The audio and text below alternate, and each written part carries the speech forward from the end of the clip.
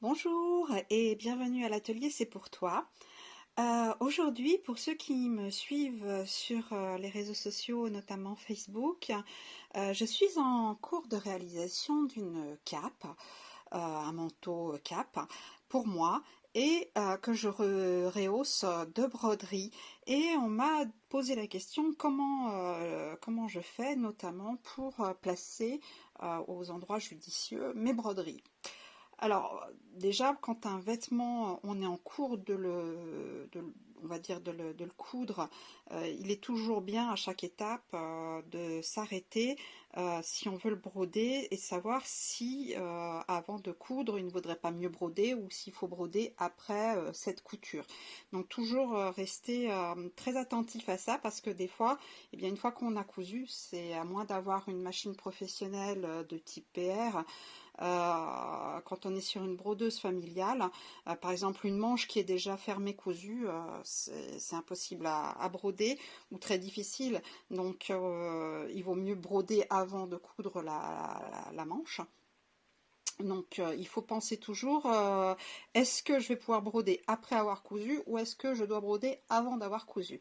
Alors ici, comme je suis sur une cape qui est à multiples pans, j'ai d'abord, on va dire, assemblé les pans dos de la cape avec les côtés dos de la cape parce que un de mes motifs de broderie, notamment au niveau des épaules, on va dire, était à cheval sur ces deux pans-là, mais je n'avais pas cousu le reste pour être tranquille. Alors ça suppose aussi que quand vous brodez sur un vêtement en cours de construction, il faut que vos marges de couture, tout ça soit bien net, toujours à la bonne à la bonne taille.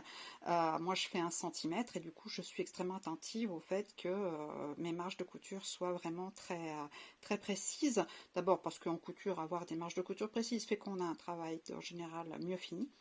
Et en plus, si on brode, on a tout intérêt à ce que les marges soient bonnes. Alors, ici, je vais montrer, puisque la question c'était pour faire en fait tout un ourlet brodé, puisque tout l'ourlet bas de ma cape, j'ai décidé de le broder avec un petit motif de chez Urban Thread. Vous voyez, donc c'est du lierre. Alors j'ai choisi le motif qui est dans leur format, on va dire, de cadre à broder 10 sur 10. Donc la broderie fait quasiment 10 cm. Elle fait 98 mm de longueur sur 4 cm de haut. Et donc moi ça me convenait bien pour pouvoir faire une petite suite comme vous pouvez le voir ici. J'ai fait toute une suite, donc là il y en a 4 sur le dos de la cape. Alors j'ai commencé par centrer, on va dire, mon travail par le dos de la cape pour continuer l'ourlet jusque vers l'avant. C'est plus logique de faire ça que de commencer sur un bord, on va dire, de l'avant de la cape pour aller vers l'intérieur, où là on risque d'avoir finalement des problèmes, on va dire, de symétrie qui ne seront pas très jolis. Donc là, j'ai préféré, on va dire, centrer mon travail sur le centre dos de ma cape et je vais aller en continuant vers l'avant de chaque côté. Et j'en profite du coup pour retourner le motif dans un sens et dans l'autre, hein, comme vous pouvez voir. Voilà, j'ai retourné le motif régulièrement pour que ça soit un petit peu plus gai. Alors pour ce qui est du placement, le placement, là je vais vous parler de l'ourlet. La difficulté, c'est de rester précis quand on a un motif comme ça qui doit se suivre de place en place. En l'occurrence ici, j'ai fait en sorte d'avoir, on va dire, un espace entre chaque motif. Parce que j'avais pas envie que ça se touche et je trouvais pas ça spécialement gracieux. Donc je préfère avoir, on va dire, des motifs où il y a environ 2,5 cm entre chaque motif. Alors j'ai considéré que mon motif faisant 98 mm à peu près, c'était à peu près, on va dire, 10 cm, 10 cm, je ne suis pas à 2 mm près, j'ai pas voulu m'agacer avec ça. Donc j'ai tout simplement utilisé ma feuille de mon cadre à broder pour me créer en fait les lignes directrices. En considérant, et là c'est vraiment enfin, des choix personnels. Après, c'est vous qui décidez de la distance entre chaque motif. Moi, j'ai décidé de mettre 2 cm, sachant qu'il y avait 98 mm en réalité de motif. Je savais que j'aurais à peu près 2 cm et demi. Pas tout à fait, 2 cm 4, on va dire, d'écart entre chaque motif, ce qui me convenait très bien. Donc j'ai commencé d'abord par, comme c'est en arrondi, puisque ma cape, forcément une cape, le bas, l'ourlet d'une cape, c'est en arrondi, je peux pas broder, on va dire, en mettant le motif sur un grand cadre, genre mon 18-30, et puis dire j'en fais 2 à la fois, parce que du coup sinon ça suivrait pas l'arrondi, ce serait pas joli. Donc je suis obligée de le faire effectivement, une fois par une fois, avec mon petit cadre, on va dire 10-10, ce qui ne me gêne pas, hein, mais c'est un petit jeu de patience. C'est tout. Alors, et pour le placement, eh bien voilà, alors comme je l'ai dit, les mesures, c'est totalement personnel, c'est vous qui voyez. Si vous n'arrivez pas à visualiser ce que ça donne, je vous invite à imprimer votre motif sur papier. Normalement, même un logiciel gratuit vous imprime votre motif sur papier, et vous découpez votre motif et vous le placez. Si vous voulez faire à la suite, eh bien vous en coupez 2, et puis vous en imprimez 2, vous les coupez, puis vous les positionnez pour voir à peu près ce que ça donne. C'est la meilleure façon quand on est visuel, moi je suis visuel, de voir ce que ça donne. Vous voyez ici par exemple pour l'arbre de vie que j'ai fait ici en haut de la cape, je suis désolée, elle est un peu toute pliée, que j'ai fait ici, et bien effectivement j'avais positionné une feuille pour me rendre compte de ce que ça allait donner au niveau de l'emplacement. Donc j'ai choisi mon emplacement milieu dos, parce que je savais que j'avais aussi un motif au niveau des épaules, qui est ici. Je mettrai des photos peut-être à la fin pour vous montrer ce que ça donne une fois que c'est positionné. Donc je voulais pas que ce soit trop haut ni trop bas, parce qu'en plus j'ai une ceinture au niveau de cette cape qui passe ici. Donc il fallait que je positionne. Donc j'ai positionné. Ça m'a permis de centrer, ça m'a permis de visualiser ce que ça allait donner. Et donc là, pour les petites, en revanche, pour ma petite bordure, j'ai pas fait ça parce que j'avais pas besoin.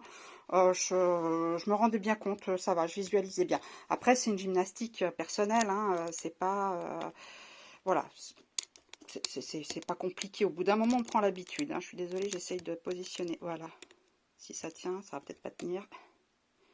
Ça tient pas. Bon. Je suis désolée, problème de caméra. Sois sage, toi.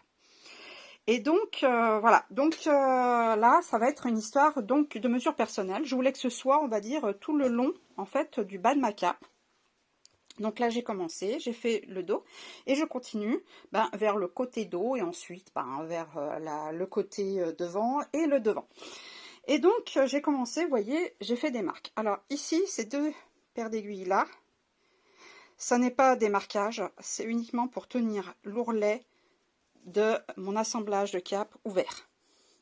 Parce que si je veux broder par-dessus, à cheval, il ne faut pas que ça fasse un boudin. Voilà. Et de toute façon, on ouvre ses coutures en principe quand on coud ce genre de choses. Je travaille sur donc un lainage caban qui n'est pas spécialement trop épais, mais bon, voilà. Ce serait quand même dommage d'abîmer ma broderie avec quelque chose qui serait très inesthétique, puisque là, ma broderie, elle va venir à cheval, ici. Alors, j'ai considéré que mon ourlet, en bas, il est 1 cm. Ma marque, c'est 1 cm. Et je me suis dit, j'ai pas envie que ce soit au ras de mon ourlet, j'ai envie que ce soit légèrement au-dessus. Donc je me suis dit, je vais faire une marque de 2 cm. Donc avec ma petite règle, tout le long, on va dire, de mon bord, j'ai marqué 2 cm, en tenant compte justement du fait que je suis en arrondi. Donc c'est pour ça que j'ai pas fait une ligne continue, je fais voilà, des traces régulières. Donc là j'ai 2 cm. Ici, j'ai 2 cm. D'accord. Je sais qu'avec la caméra, ça n'a pas l'air juste, mais en fait, ça l'est. C'est parce que, en fait, c'est la perspective qui donne l'impression que je ne suis pas sur mes bonnes mesures. Mais je vous assure que les mesures sont bonnes, il n'y a pas trop de soucis. Et puis, donc, j'ai considéré que je voulais donc 2 cm pour avoir 1 cm par rapport au bord de mon motif. Ensuite, je suis allée voir la taille de mon motif, donc j'ai dit, il fait 4 cm. S'il est centré sur mon cadre, 4 cm, eh ben, sachant que ma grille, elle fait des carrés de 1 cm, eh bien c'est 2 cm ici avant le milieu et 2 cm au-dessus du milieu. J'ai 4 cm. Donc la largeur de mon motif, elle est là. D'accord? Au plus bas, il arrive ici. Donc, j'ai positionné en fait ma grille plastifiée et je l'ai positionnée avec le bas, les deux carreaux du bas sur mes marques d'ourlet de 2 cm. Et du coup, après, eh bien, j'ai marqué, je vais me mettre là où il faut, j'ai marqué au crayon les 3 marques, 1, 2, 3, la horizontale et marque verticale. Alors, pas celle du bas, hein, puisqu'elle est dans le vide, d'accord? Donc voilà, ce qui fait que je suis, on va dire, à 4 cm pour le milieu de mon motif. Je suis à 4 cm du bas de ma cape, d'accord, le bord accru. Voilà, donc là, ça c'était mon choix. Et puis je me suis dit, ben voilà, je veux 2 cm entre chaque. Donc à chaque fois, par rapport à mes bords, j'ai repris ma règle, hein, et puis j'ai ajouté 2 cm. Et j'ai continué comme ça, voilà, pour continuer mes marquages, voilà, tout en suivant la courbe, effectivement. Alors bien sûr, mon motif, il est droit. Mon motif, il ne va pas en arrondi. Mais du coup, il suit quand même, on va dire, ma courbe, puisqu'il n'est pas très très large, 10 cm. J'ai quand même pas un arrondi trop concave, donc ça va. Mais c'est sûr que si j'avais un arrondi très très rond, mon motif passerait moins bien. Il faudrait que je choisisse autre chose. Donc il faut aussi faire attention à ce qu'on choisit comme motif. Et donc voilà, j'ai fait mes marquages avec ma grille. Hein, et donc là, eh bien, j'ai positionné, j'ai décidé que c'était comme ça. Voilà. Une fois que ça, le marquage est fait, alors je l'ai fait avec un porte-mine de couture, parce que ça s'en va très très bien, hein, c'est de la crème. Une fois que j'ai fait ça, je vais préparer mon cadre, et parce que forcément, il va falloir mettre ça sur le cadre. Alors bien évidemment, je travaille en hors cadre, c'est-à-dire qu'on ne travaille pas sans le cadre, on travaille au-dessus du cadre, on n'encadre pas le tissu. C'est beaucoup trop compliqué d'avoir quelque chose, on va dire, de bien positionné, tout en travaillant dans le cadre. On bouge énormément. En plus, la laine Caban, je ne suis pas convaincue qu'elle apprécierait l'encadrement, et c'est plus facile de travailler hors cadre. Alors, mon cadre, je l'ai également préparé, c'est-à-dire que j'ai mis dedans mon stabilisateur. Alors, mon choix à moi, c'est un stabilisateur permanent, ce qu'on appelle du polymèche ou du no-show-mèche. C'est fin et souple. Alors là, il est en noir, il existe normalement beaucoup plus répandu en blanc. Là, j'avais eu la chance d'en trouver en noir. Alors, vous en trouvez chez les distributeurs de matériel de broderie à des prix divers. Là, je vous laisse choisir votre fournisseur. Hein, je ne suis pas mariée avec qui que ce soit. À savoir que comme c'est un produit qu'on peine des fois à trouver en France, même si je ne suis pas une grande fan des plateformes de vente, Amazon reste des fois la seule solution pour trouver ce genre de produit. Mais normalement, vous en trouvez chez les revendeurs de matériel d'accessoires et de consommables de broderie sans trop de difficultés. Dans la marque Gunold, son équivalent s'appelle le Stiffy 2040. Il est juste un tout petit peu plus raide. Et moi, comme je tiens à ce que ça reste parfaitement souple après ma broderie qui elle-même est déjà assez dense, j'évite d'utiliser le stiffy à ce moment-là. Mais il peut aller très très bien aussi, hein, de toute façon, sachant que voilà, l'ourlet va forcément être un petit peu plus raidi. Ah oui, quand vous brodez, il faut vous attendre à ce que du coup votre travail soit un peu raidi. Donc si vous devez thermocoller derrière, que votre patron de couture vous dit qu'ensuite vous devez mettre un thermocollant, faites attention à votre choix de thermocollant. Il risque d'être, on va dire, trop épais si vous avez déjà une broderie dense. Donc, réduisez, on va dire, l'épaisseur ou le côté rigide d'un cran, si c'est possible, si vous ne voulez pas avoir quelque chose de trop carton. Là, donc, je disais que j'ai utilisé donc ce produit qui s'appelle le Polymèche No Show Mesh. Et donc, j'ai mis ma grille par-dessus, hein, j'ai encadré, j'ai mis ma grille par-dessus, j'ai fait mes marquages, tous mes marquages avec mon crayon. Et ensuite, j'ai enlevé ma grille et avec une règle, moi j'utilise ma règle comme ça qui est souple, hein, en plus qui glisse un peu sous mon... Voilà, j'ai tiré mes traits. Voilà. Donc là, je suis prête à travailler.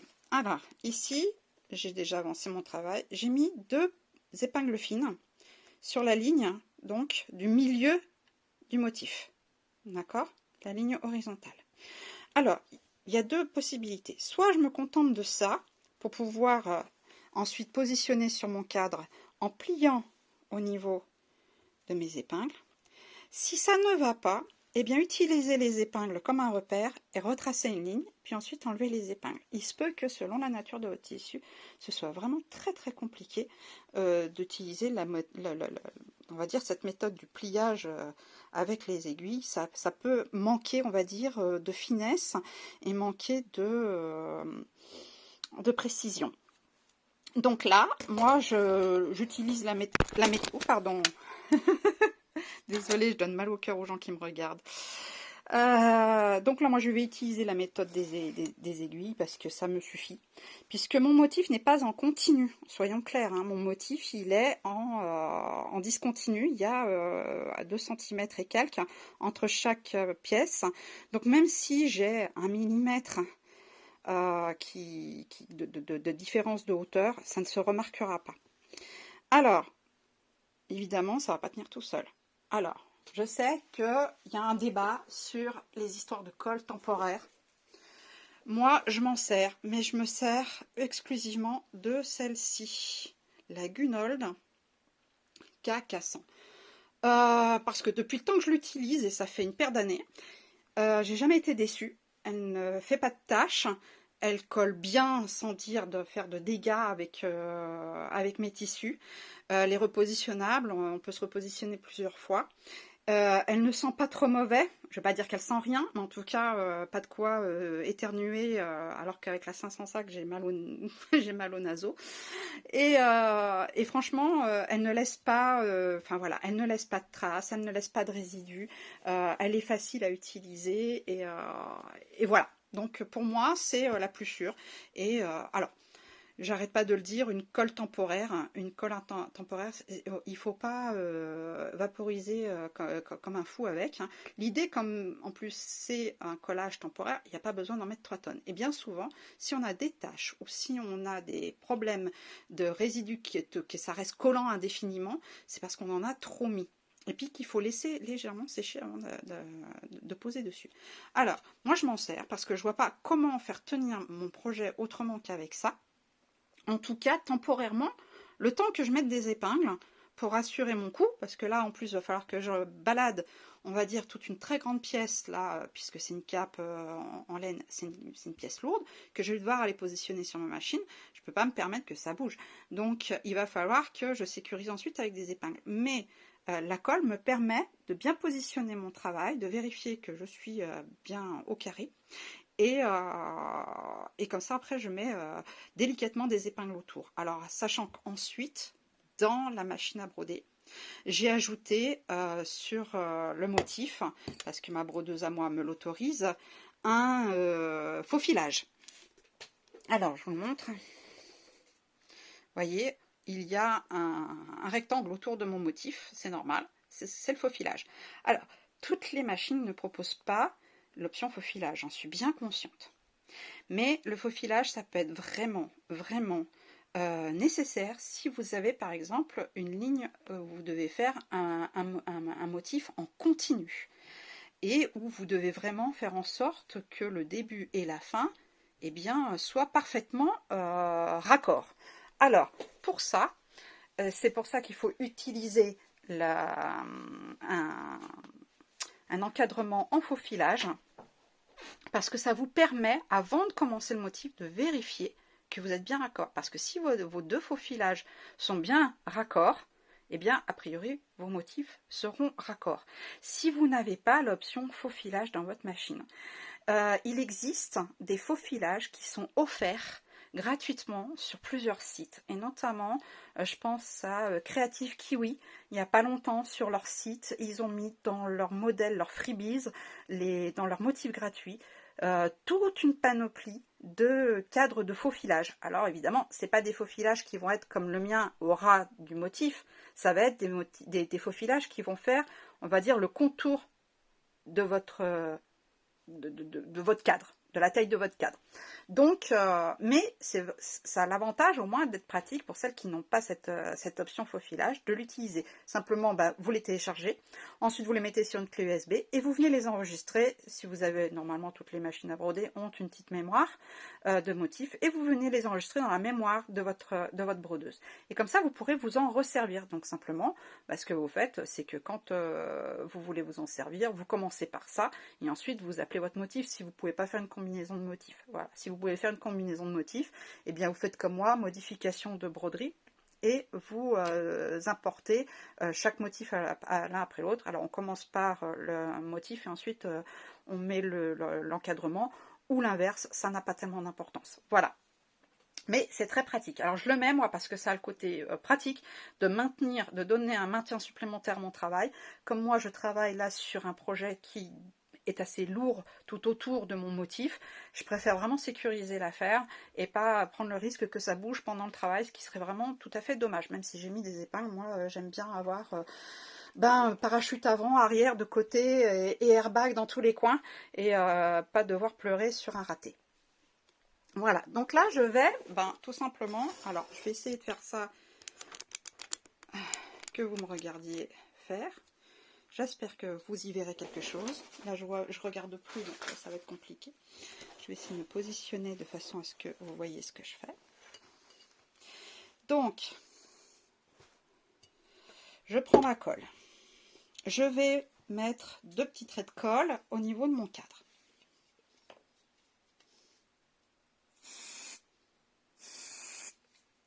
J'ai pas besoin de plus, soyons clairs. J'ai juste besoin que ça se positionne, c'est tout. J'attends que ça sèche, hein, parce que c'est bien aussi quand c'est pas tout... voilà. Et donc là, après, eh bien, je vais prendre mon matériel. Donc, je vais plier. Alors, soit on plie, soit je vous dis, on refait une ligne. Voilà. Et on fait en sorte que les lignes se rejoignent. Alors, j'ai pas fait la ligne médiane parce que visuellement, moi, j'arrive à me débrouiller comme ça. Et qu'en général, après, je fais une vérification avec mon quadrillage. Donc, normalement, mes 2 épingles sont bien positionnées. Là, je suis au milieu de ce que je vois. Voilà. Voilà. Je positionne. Il faut qu'autour, ce soit bien plat. Prenez votre temps pour faire ce genre de choses, hein. On n'est pas... on fait pas une course. Je vais enlever les épingles là. Et je vais réutiliser ma grille et je vais la repositionner par-dessus. Et je vais vérifier que mes points, eh bien, ils sont toujours au bon endroit. Donc, en remettant ma grille, je vais vérifier que je suis raccord. Et si je ne suis pas raccord, eh bien, tout simplement, je tire un peu. Mais là, en l'occurrence, je suis raccord. Alors, les premières fois, je sais, ça a l'air facile quand je le fais, vous vous dites waouh, mais non, non, non, c'est pas que c'est facile. Prenez votre temps. À force d'en faire, il est évident qu'on finit par prendre des habitudes, on finit par avoir un peu le compas dans l'œil, des choses comme ça. Donc, dites-vous qu'il n'y a pas de raison, vous y arriverez, hein. Mais prenez votre temps. Des fois, ça peut ne pas marcher du premier coup. C'est normal. Hein, il ne faut pas se décourager trop vite si ça ne marche pas du premier coup. On recommence. L'avantage de la colle repositionnelle, vous enlevez, vous remettez. Et donc, vous pouvez recommencer plusieurs fois le positionnement. Prenez votre temps. Voilà. Moi, j'ai pas d'autre solution que de dire prenez votre temps. Et puis, faites en sorte que, que ce soit bien. Parce que si vous n'êtes pas contente de votre positionnement, c'est pas la peine d'aller en broderie, en machine. Hein, vous n'obtiendrez pas ce que vous voulez. Voilà, il faut que vos points ils soient tous au bon endroit. Voilà, moi c'est fait. Alors maintenant que j'ai fait ça, Je vais enlever ma grille. Je suis contente, c'est bien à plat, ça ne bouge pas. Je vais utiliser des grandes épingles, ce qui s'appelle des aiguilles à patchwork. C'est les épingles tête-fleur de patchwork. Les voici. Elles sont très longues. Hein, elles font, hormis la tête, si j'enlève la tête, ça fait 4 cm et demi. Elles sont longues de 4 cm et demi. Donc c'est pratique parce qu'elles sont grandes. Et donc pour s'en servir, c'est plus aisé qu'une petite épingle. Alors, je vais simplement, j'espère que je ne vais pas faire une bêtise, je vais me mettre comme ça. Je vais tirer vers moi et vers le bord de ma table mon travail, tout en le tenant. Jusque là, vous voyez, je vais arriver au bord de ma table, mon cadre il va effectivement dépasser. Parce que l'idée, c'est d'arriver à tenir ici, au-dessus, en dessous. Et je vais poser mes épingles. Alors il est possible que j'ai bougé parce que j'ai tiré sans regarder. Je vérifie que j'avais pas bougé parce que sinon ce serait dommage.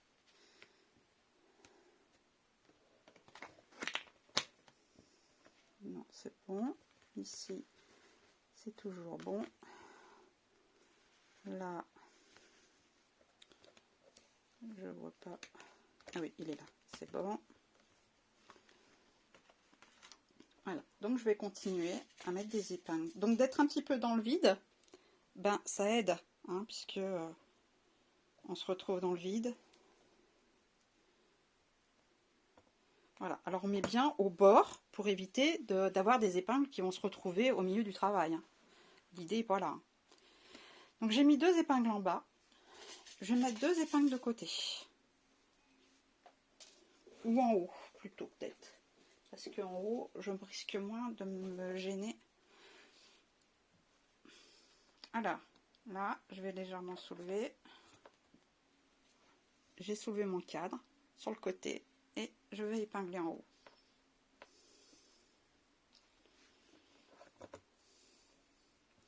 Je soulève de l'autre côté et je vais épingler l'autre côté. N'hésitez pas à en mettre plusieurs si vous ne pourrez pas utiliser un encadrement en faux filage. Mettez bien des épingles partout. C'est important que votre travail soit parfaitement épinglé. D'accord? Donc là, pour moi, ça me suffit parce que en fait, je vais utiliser un faux filage. Donc maintenant, je vais emmener mon travail en étant assez prudente, c'est-à-dire que je vais récupérer toute la masse de mon travail au-dessus. Je vais emmener ça vers ma machine et puis ben, on se retrouve dès que j'ai installé dans ma machine. Alors voilà, j'ai installé sur ma machine. Alors comme vous pouvez le voir, bah, toute ma cape, elle est étalée hein, sur les côtés de ma machine, à l'arrière. Voilà, il faut bien étaler pour éviter qu'il y ait quelque chose qui gêne. Donner du mou, hein, faut pas que là derrière ça tire. Donc n'hésitez pas à bien donner du mou. Et quand on fait ce genre de choses sur une machine comme les nôtres, les familiales, sachez qu'il faut vraiment rester en surveillance de son travail. Donc j'ai positionné mon cadre, je l'ai installé. Et là, si vous avez un pointeur lumineux, un pointeur LED sur votre pied de biche, ça arrive, hein, par exemple sur les V3 et V5, V7, il y a ça, sur les autres machines aussi. Après, celle d'avant, non, il n'y a pas. Ça peut être aussi bien pour vérifier votre placement. Alors, je vous montre peut-être, s'il veut bien... s'il veut bien. Voilà. Alors, comme ça, ça permet aussi de vérifier son placement. Comme vous pouvez voir, je suis légèrement décalée. Je vais bouger. J'ai des... Ah, je vais bouger.